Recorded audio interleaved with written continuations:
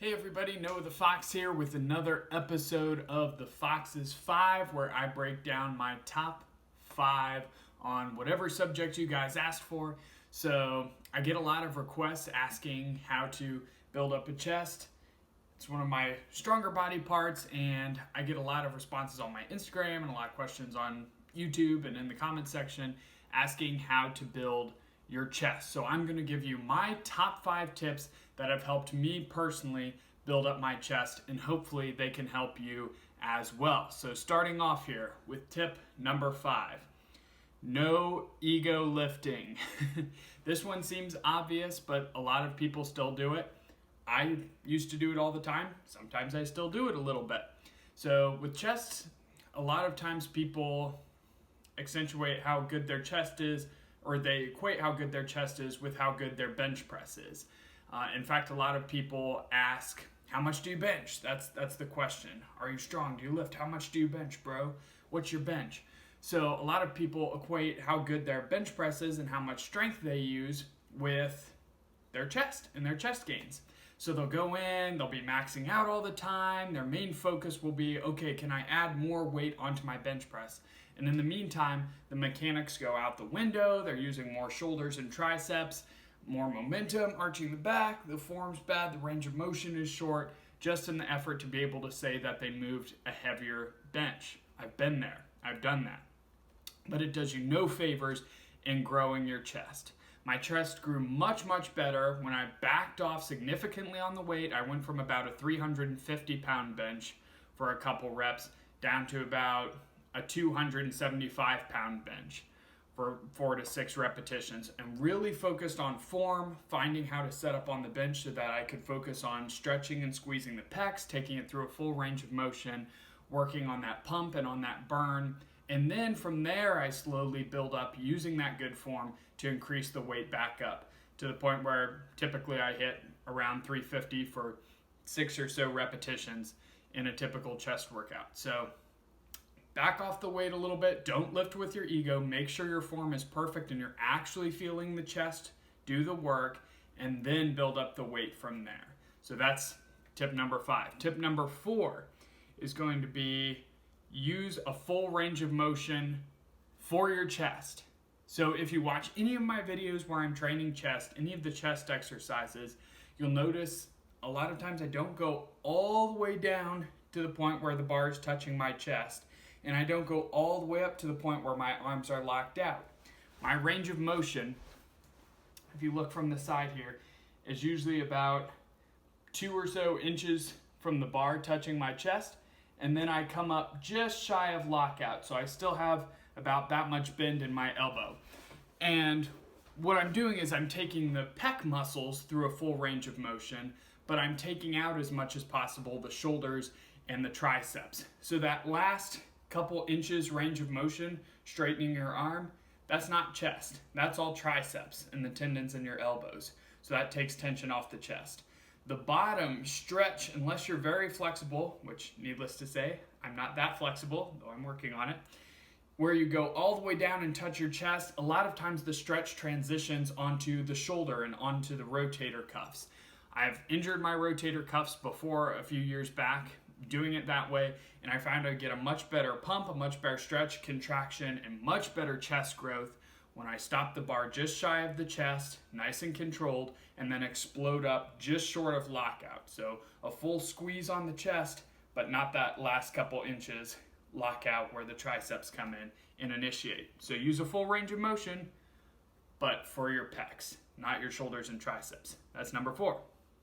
Number 3, always warm up properly. This kind of ties into the ego lifting. This is a newbie mistake I made plenty of times. Thankfully not to any serious injuries, though I did have that slight rotator cuff strain a couple years back. But I would neglect to warm up properly. So I would come in and I would think I'd be warming up. I'd put a plate on each side. This was back when that was a little bit heavier for me than it is now. And then I would do my set. Then I'd jump straight to 225, which at that point was my working sets, and I would do sets there. Well, what that did was it led to sore elbows, sore rotator cuff, and I would feel the exercise so much more in my shoulder than I actually would in my chest. So I wasn't able to focus on that stretch and squeeze. So that took away from the progress I was able to make with my chest, because it's so important to actually feel the muscle work. That correlates into the muscle being overloaded and being able to grow. So ever since I started properly warming up my shoulders, elbows, and chest, my results have been significantly improved. So what I do is I take either light dumbbells or a resistance band. I'll do some light rowing movements.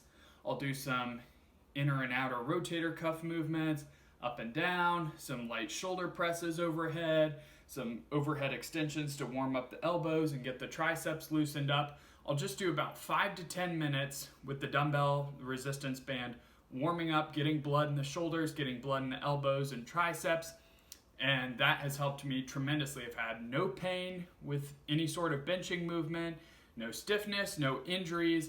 Ever since I started doing that proper warm-up, believe me, it helps amazing. It's nice to go in and be able to attack a heavy weight without that worry back in your mind of a cold muscle potentially letting go and getting a tear. So always, always, always warm up properly. Your results will thank you, because if you're injured and not able to train for a couple months, your results go down in the drain. All right, so that's number 3. Number 2, learn what exercises work best for you. When I first started out lifting, I fell for the big trap of, oh, this professional bodybuilder does this workout, this exercise, and that's how it's written out in the magazine, or that's how it's written out online. So if I do that, then I get results just like that professional bodybuilder. Well, I fell for the trap of that, and a lot of times the exercises in the magazine, some of the staple exercises that everybody knows are the best for building that muscle group, didn't particularly fit with my body type. I have slightly longer arms, I have slightly longer legs, so I had to make slight adjustments, or even sometimes a totally different exercise to really feel the muscle work and get the most benefits from that. So for example, since we're focusing on chest, if you're doing a bench press and your back is completely flat against the pad and your elbows are flared out to the side, where I would feel that is mostly in my shoulder. My shoulders would come forward ahead of my chest and would take over the movement if my back was completely flat against the pad. So what I learned is by arching my back a little extra to the point where my butt even comes a little bit off the seat, which might sound like cheating, but it's not. All that did was create a slight decline. So my pecs contract much better coming slightly down and across my body. So exercises like cable crossover, decline flies, I could feel really well in my entire chest, upper, middle, and lower. So I thought to myself, logically, if I can feel a cable crossover really well, because this range of motion, starting up about the shoulder and then coming down and across, was able to give me that great contraction. Obviously, you can't use that much weight on a cable crossover. So I thought, what if I could apply this to the bench press? Now, I don't personally like the full decline press very well. It builds up the blood pressure in my head. The range of motion is really, really short. So on a flat bench, bridging my butt off the bench a little bit and really sticking my chest off, I was able to get an amazing contraction, and my results skyrocketed since I was doing that. Different exercises too. Some people might feel dumbbells better. Some people might feel machines better. Some people might like the Smith machine, some people might like free weights. Whatever you are able to feel the best stretch at the bottom and the best contraction at the top, get the best pump from, make the most progress from, those are the exercises you should be focusing on. If there's an exercise where you only feel it in your shoulder or in your elbow joint and it just hurts, or you don't feel it and you're wondering, why am I doing this? Well, it's in the magazine, so I have to. Don't. Everybody's body's type is different. If you do an exercise that you don't feel, you're wasting your time. If you focus on the exercises that you do feel and progressively overload with those, you're going to make amazing progress. That helped me tremendously.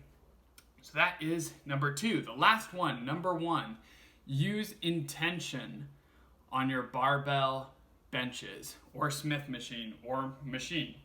So this is something I learned from Ben Pekalski, My40 Nation. He's awesome. Check out his YouTube channel, Instagram. Super, super smart guy. and he demonstrated the best way to focus on your chest with a barbell movement. Most people think from point A to point B. So they're like, I'm pressing straight down and then straight up.